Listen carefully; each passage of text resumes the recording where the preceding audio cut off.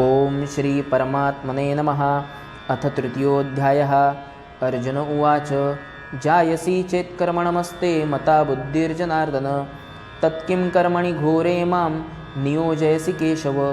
व्यामिश्रेणेव वाक्येन बुद्धिं मोहयसीव मे तदेकं वद निश्चित्य येन श्रेयोऽहमाप्नुयां। श्रीभगवानुवाच लोकेऽस्मिन् द्विविधा निष्ठा पुरा प्रोक्ता मया नघ। ज्ञानयोगेन सांख्यानां कर्मयोगेन योगिनां न कर्मणामनारम्भा नैष्कर्म्यं पुरुषोऽश्नुते न च सन्न्यसनादेव सिद्धिं समधिगच्छति न हि कश्चित् क्षणमपि जातु तिष्ठत्य कर्मकृत् कार्यते यवशः कर्म सर्वप्रकृतिजैर्गुणैः। कर्मेन्द्रियाणि संयम्य य आस्ते मनसा स्मरन् इन्द्रियार्थान् विमूढात्मा मिथ्याचारस उच्यते। यस्त्विन्द्रियाणि मनसा नियम्यारभतेऽर्जुन कर्मेन्द्रियै कर्मयोगमसक्तः स विशिष्यते। नियतं कुरु कर्मत्वं कर्मजायो ह्यः कर्मणः शरीरयात्रापि च तेन प्रसिद्ध्येद कर्मणः। यज्ञार्थात् कर्मणोऽन्यत्र लोकोऽयं कर्मबन्धनः तदर्थं कर्म कौन्तेय मुक्तसङ्गः समाचर। सह यज्ञा प्रजा सृष्ट्वा पुरोवाच प्रजापतिः अनेन प्रसविश्वध्व मेषवोस्तिष्ठकामधुक्। देवान् भावयतानेन ते देवा भावयन्तु वः परस्परं भावयन्त श्रेयपरमवाप्स्यथ। इष्टान् भोगान् हि वो देवा दास्यन्ते यज्ञभावितः तैर्दत्तान् प्रदायैभ्यो यो भुङ्क्तेस्तेन एव सः। यज्ञशिष्टाशिनः सन्तो मुच्यन्ते सर्वकिल्बिषैः भुजन्ते ते त्वघं पापा ये पचन्त्यात्मकारणात्। अन्नाद्भवति भूतानि पर्जन्याद्दन्नसम्भवः यज्ञाद्भवति पर्जन्यो यज्ञकर्मसमुद्भवः। कर्मब्रह्मोद्भवं विद्धि ब्रह्माक्षरसमुद्भवं तस्मात् सर्वगतं ब्रह्म नित्यं यज्ञे प्रतिष्ठितम्। एवं प्रवर्तितं चक्रं नानुवर्तयति हयः अघायोरिन्द्रियारामो मोघं पार्थ स जीवति। यस्त्वात्मरतिरेव स्यादात्मतृप्तश्च मानवः आत्मन्नेव च सन्तुष्टस्तस्य कार्यं न विद्यते। नैवं तस्य कृतेनार्थो नाकृतेनेह कञ्चन न चास्य सर्वभूतेषु कश्चिदर्तव्यपाश्रयः। तस्मादसक्तसततं कार्यं कर्म समाचर असक्तो ह्याचरन् कर्म परमाप्नोति पुरुषः। कर्मणैव हि संसिद्धि मास्तिता जनकादयः लोकसङ्ग्रहमेवापि सम्पश्यन् कर्तुमर्हसि। यद्यदाचरति श्रेष्ठस्तत्तदेवेतरो जनः स यत्प्रमाणं कुरुते लोकस्तदनुवर्तते। न मे पार्थास्ति कर्तव्यं त्रिषु लोकेषु किञ्चन नानवाप्तमवाप्तव्यं वर्त एव च कर्मणि। यदि ह्ययं न वर्तेयं जातु कर्मण्यतन्द्रितः मम वर्त्मात्मवर्तन्ते मनुष्या पार्थ सर्वशः। उत्सिदेयुरिमे लोका कुर्या कर्म चेदहं शङ्करस्य स कर्तास्यामुपहन्यामि मा प्रजः। सक्ता कर्मण्यविद्वांसो यथा कुर्वन्ति भारत कुर्याद्विद्वांस्तथा सक्तश्चिकीर्षु लोकसङ्ग्रहं। न बुद्धिभेदं जनयेद ज्ञानां कर्मसङ्गिनां जोषयेत् सर्वकर्माणि विद्वान्युक्तः समाचरन्। प्रकृते क्रियमाणानि गुणैकर्माणि सर्वशः अहङ्कारविमूढात्मा कर्ताहमिति मन्यते। तत्त्ववित्तु महाबाहो गुणकर्मविभागयोः गुणागुणेषु वर्तन्त इति मत्वा न सज्जते। प्रकृतेर्गुणसम्मूढा सज्जन्ते गुणकर्मसु तान् कृष्णविन्दो मन्दान् कृष्णविन्न विचालयेत्। मयि सर्वाणि कर्माणि सन्न्यस्याध्यात्मचेतसा निराशिर्निर्ममो भूत्वा युध्यत्स्व विगतज्वरः। ये मे मतमिदं नित्यमनुतिष्ठन्ति मानवः श्रद्धावन्तो न सूयन्तो मुच्यन्ते तेऽपि कर्मभिः। ये त्वेतदभ्यसूयन्तो नानुतिष्ठन्ति मे मतं सर्वज्ञानविमूढांस्ता विद्धि नष्टान चेतसः। सदृशं चेष्टते स्वस्य प्रकृतेर्ध्यानवानपि प्रकृतिं यान्ति भूतानि निग्रह किं करिष्यति। इन्द्रियस्येन्द्रियस्यार्थे रागद्वेषौ व्यवस्थितौ तयोर्नवगमागच्छेत्तौ यस्य परिपन्थिनौ। श्रेयान् स्वधर्मो विगुणः परधर्मास्वनुष्ठितात् स्वधर्मे निधनं श्रेयः परधर्मो भयावहः। अर्जुन उवाच अथ केन प्रयुक्तोऽयं पापं चरति पुरुषः अनिच्छन्नपि वार्ष्णेय बलादेव नियोजितः।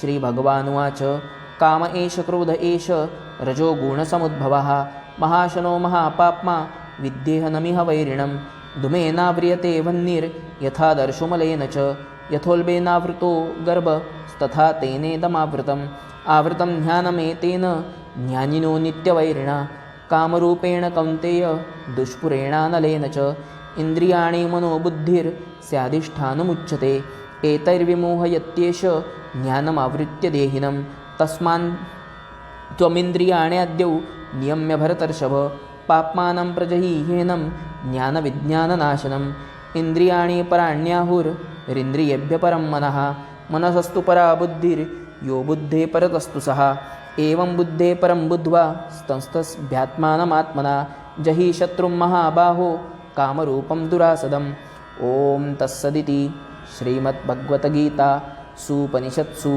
ब्रह्मविद्यायां योगशास्त्रे श्रीकृष्णार्जुनसंवादे कर्मयोगो नाम तृतीयोऽध्यायः श्रीकृष्णार्पणमस्तु। अर्थ ओम श्री परमात्मने नमः। अध्याय 3। यावर अर्जुनाने प्रश्न केला की हे जनार्दना, जर कर्मापेक्षा ज्ञान श्रेष्ठ आहे असे आपणाला मान्य आहे, तर मग हे केशवा मला भयंकर कर्म करण्यास का योजित आहात? आणि आपण अशा दुपट्टी बोलण्याने माझ्या बुद्धीला मोहशी करीत आहात. म्हणून निश्चित अशी एकच गोष्ट सांगा की ज्यामुळे माझे कल्याण होऊ शकेल. अशा प्रकारे अर्जुनाने विचारल्यानंतर भगवान श्रीकृष्ण म्हणाले, हे निष्पाप अर्जुना, या लोकी मी 2 प्रकारची निष्ठा या अगोदर सांगितली आहे. ज्ञानयोगाने ज्ञानी लोकांची आणि निष्काम कर्मयोगाने योगी लोकांची निष्ठा मी सांगितलेली आहे. परंतु कोणताही मार्ग अनुसरला तरी कर्माच्या स्वरूपाचा त्याग करण्याची आवश्यकता नाही. कारण मनुष्याने कर्मे केली नाहीत तर तो निष्कामतेला प्राप्त होणार नाही आणि केवळ कर्मत्याग केल्याने भगवत साक्षात्कार रूपी सिद्धीही प्राप्त होऊ शकत नाही. कर्माच्या स्वरूपाचा त्याग होऊच शकत नाही, कारण कोणताही पुरुष कोणत्याही काळी क्षणभर सुद्धा कर्म केल्याशिवाय राहत नाही. प्रकृतीपासून उत्पन्न झालेल्या गुणामुळे पराधीन होऊन सर्व पुरुष कर्मे करीत राहतात. म्हणून जो मूढबुद्धी पुरुष आपल्या कर्मेंद्रियांना हट्टाने आवरून धरतो, परंतु मनामध्ये मात्र इंद्रियाच्या भोगाचे चिंतन करीत असतो, त्याला मिथ्या आचरण करणारा अर्थातच दांभिक म्हटले जाते. आणि हे अर्जुना, जो पुरुष आपल्या कर्मेंद्रियांना मनाच्या योगाने वश करतो आणि अनासक्त होऊन कर्मेंद्रियाद्वारे कर्मयोगाचे आचरण करतो, तोच श्रेष्ठ पुरुष होय. म्हणून तू शास्त्रविधीने नेमून दिल्याप्रमाणे स्वधर्म रूप कर्म कर. कारण कर्म न करण्यापेक्षा कर्म करणे कधीही श्रेष्ठ आहे. आणि कर्म न केल्यामुळे तुझी शरीर व्यापारही सिद्ध होणार नाही. हे अर्जुना, बंधनाच्या भीतीमुळेही कर्माचा त्याग करणे योग्य नाही.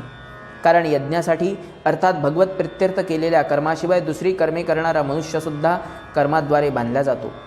म्हणून हे अर्जुना, तू अनासक्त होऊन त्या परमेश्वरासाठीच कर्माचे चांगल्या प्रकारे आचरण कर. कर्म न केल्यामुळे तू पापालाच प्राप्त होशील.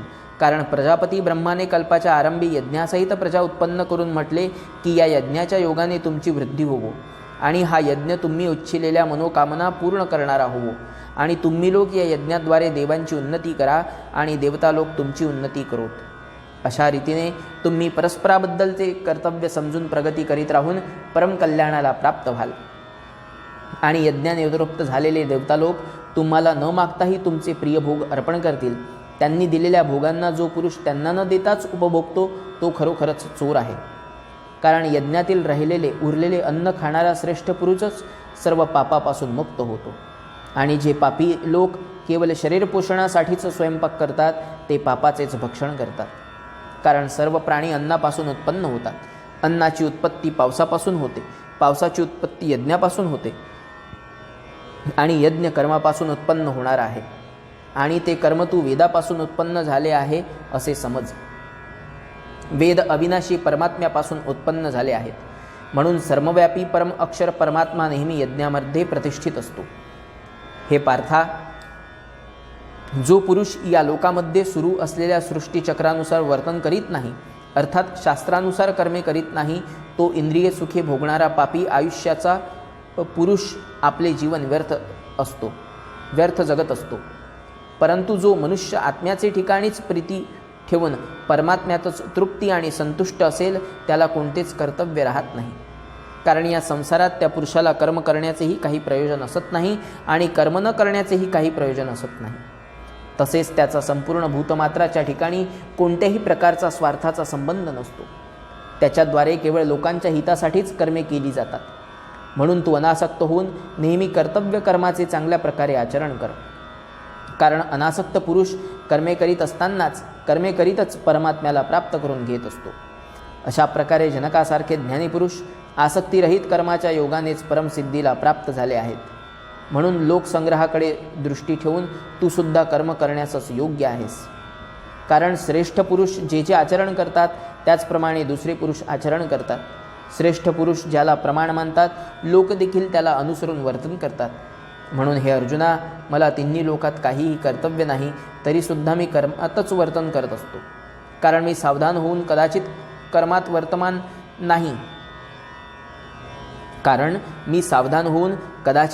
वर्तणार नाही. तर हे अर्जुना, सर्व प्रकारे लोक माझ्याच वर्तनाचेच म्हणजेच वागण्याचेच अनुकरण करतील.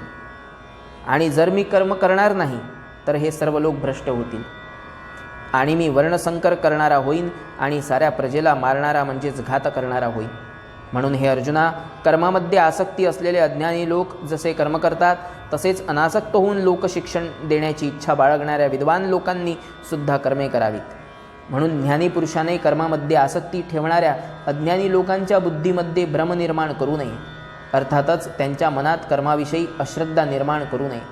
परंतु आपण स्वतः परमात्म्याच्या स्वरूपात स्थित राहून सर्व कर्मे चांगल्या प्रकारे करावीत आणि इतर लोकांकडूनही तशीच कर्मे करवून घ्यावीत. आणि हे अर्जुना, वास्तविक सर्व कर्मे प्रकृतीच्या गुणांनी केली जात असतात. तरीही अहंकाराने मोहित झालेला पुरुष, मूढ अंतःकरण बनलेला पुरुष मीच करता आहे असे मानतो. परंतु हे महाबाहो अर्जुना, गुणविभाग आणि कर्मविभागाच्या तत्वाला जाणणारे ज्ञानीपुरुष संपूर्ण गुणामध्ये वर्तत आहेत असे मानून सुद्धा आसक्त होत नाही. आणि प्रकृतीच्या गुणाने मोहित झालेले पुरुष गुण आणि कर्मामध्ये आसक्त होतात. त्या चांगल्या प्रकारे न समजणाऱ्या मूर्खांना चांगल्या रीतीने जाणणाऱ्या पूर्ण ज्ञान असलेल्या ज्ञानीपुरुषाने त्यांना विचलित करू नये. म्हणून हे अर्जुना, तू ध्याननिष्ठ चित्ताने संपूर्ण कर्मे मला अर्पण करून आशा, समता आणि संताप यांचा त्याग करून युद्ध कर. हे अर्जुन, जो मनुष्य दोषरहित बुद्धीने आणि श्रद्धायुक्त होऊन माझ्या मतानुसार वर्तन करतो तो संपूर्ण कर्मबंधनापासून मुक्त होतो. आणि जे मूर्ख लोक दोषदृष्टी ठेवून माझ्या मतानुसार वर्तन करीत नाहीत त्या संपूर्ण अज्ञानाने मोहित झालेल्या लोकांना तू कल्याणापासून भ्रष्ट झालेलेच समज. कारण सर्व प्राणी प्रकृतीला प्राप्त होतात, अर्थातच आपल्या स्वभावानुसार पराधीन होऊन कर्म करीत असतात. ज्ञानी लोकही आपल्या प्रकृती गुणानुसार प्रयत्न करतात. मग याला कुणाचा हट्ट काय करेल? म्हणूनच मनुष्याने सर्व इंद्रियाच्या भोग्य विषयात स्थित असलेले जे राग आणि द्वेष आहेत त्या दोहोंच्याही वश होऊ नये. कारण मनुष्याचे ते दोन्हीही कल्याण मार्गात विघ्ने निर्माण करणारे मोठे शत्रू आहेत. म्हणून त्या दोघांनाही जिंकून सावधान चित्ताने स्वधर्मानुरूप आचरण कर. कारण चांगल्या प्रकारे आचरण केलेल्या परधर्मापेक्षा गुणरहित असला तरी आपलाच धर्म उत्तम आहे. आपल्या धर्मामध्ये येणारे मरणसुद्धा कल्याणकारक आहे आणि दुसऱ्याचा धर्म भयावह भीती देणारा आहे. यावर अर्जुनाने विचारले की हे कृष्ण, तर मग हा पुरुष इच्छा नसतानाही जबरदस्तीने बलात्काराने करावयास लावल्याप्रमाणे कुणाकडून प्रेरित होऊन पापाचे आचरण करतो, अर्थात कुणाच्या प्रेरणेने पापाचे आचरण करतो? अशा रीतीने अर्जुनाने विचारल्यानंतर श्रीकृष्ण महाराज म्हणाले, हे अर्जुना, रजोगुणापासून उत्पन्न झालेला हा काम म्हणजेच क्रोध आहे. हा महाअशद म्हणजेच अग्निप्रमाणे भोगांनी कधीही तृप्त न होणारा व महापापी आहे.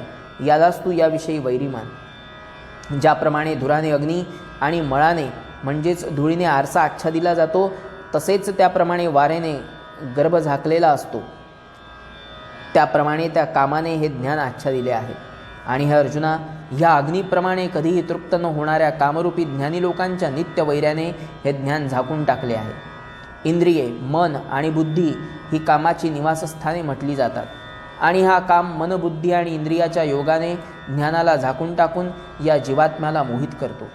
म्हणून हे अर्जुना, तू सर्वप्रथम इंद्रियांना वश करून ज्ञान आणि विज्ञानाचा नाश करणाऱ्या कामरूपी पाप्याला निश्चयपूर्वक मारून टाक. आणि जर तू असे समजशील की इंद्रियांना आवरून कामरूपी शत्रूला मारण्याची शक्ती माझ्यात नाही तर ती तुझी चूक आहे. कारण या शरीराहून इंद्रियांना पलीकडचे श्रेष्ठ, बलवान व सूक्ष्म म्हटले जाते. इंद्रियांच्या पलीकडे मन आहे आणि मनाच्या पलीकडे बुद्धी आहे आणि जो बुद्धीच्याही अत्यंत पलीकडे आहे तो आत्मा आहे. अशा प्रकारे बुद्धीच्या पलीकडे अर्थात सूक्ष्म आणि सर्व प्रकारे बलवान आणि श्रेष्ठ अशा आपल्या आत्म्याला जाणून आणि बुद्धीच्या योगाने मनाला वश करून हे महाबाहो आपल्या शक्तीला जाणून या दुर्जय अशा कामरूपी शत्रूला मारून टाक. याप्रमाणे श्रीमद भगवद्गीता रूपी उपनिषद व ब्रह्मविद्या तसेच योगशास्त्राविषयी श्रीकृष्ण अर्जुन यांच्या संवादातील कर्मयोग नावाचा हा 3रा अध्याय संपूर्ण झाला. श्रीकृष्णार्पणमस्तु. श्रीकृष्णार्पणमस्तु. श्रीकृष्णार्पणमस्तु.